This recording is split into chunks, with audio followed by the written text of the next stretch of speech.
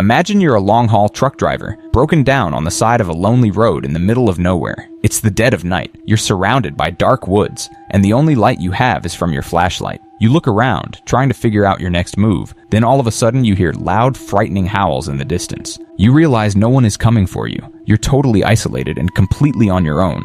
And so dread starts to take over, and you ask yourself, what's making that sound? And more importantly, is it getting closer? Well, that's exactly what happened to this unlucky trucker right here.